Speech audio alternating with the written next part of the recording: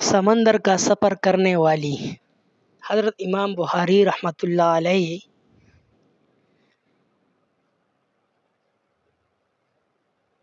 عبداللہ بن یوسف سے، وہ مالک سے، وہ اسحاق بن عبداللہ بن ابی طلحہ رضی اللہ تعالیٰ عنہ سے، اور وہ انس بن مالک رضی اللہ تعالیٰ عنہ سے روایت کرتے ہیں کہ رسول اللہ صلی اللہ علیہ وسلم نے ام حرام رضی اللہ تعالیٰ عنہ بنت ملحان کے ہاں جایا کرتے تھے، اور وہ ان حضور صلی اللہ علیہ وسلم کے لیے کھانا تیار کر کے پیش کرتے تھے۔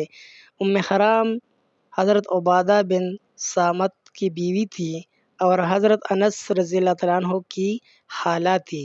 ایک دن رسول پاک صلی اللہ علیہ وسلم کے ہاتھ تشریف لائے، انہوں نے کھانا کھلایا، پھر ان حضور صلی اللہ علیہ وسلم کے سر کے بال دیکھنے لگی کہ کوئی جو تو نہیں۔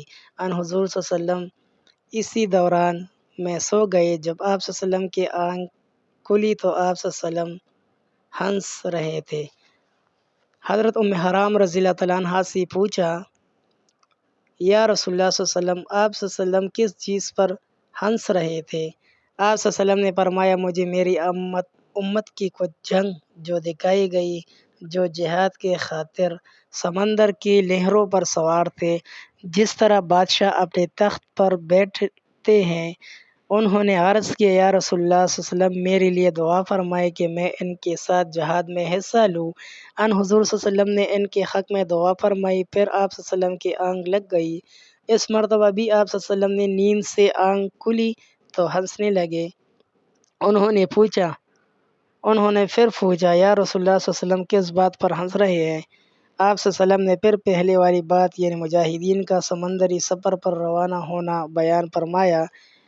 حضرت ام حرام رضی اللہ تعالیٰ عنہ نے پھر درخواست کی کہ ان کے لیے اس جہاد میں شمولیت کی دعا فرمائیں۔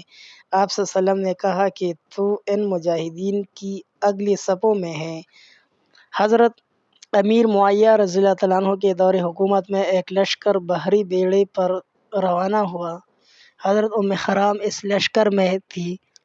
جب بیڑا ایک بندرگاہ پر روکا اور فوجی خشکی پر آئے تو حضرت ام حرام رضی اللہ تعالیٰ عنہ اپنی سواری سے گر پڑی اور ان کی شہادت ہو گئی۔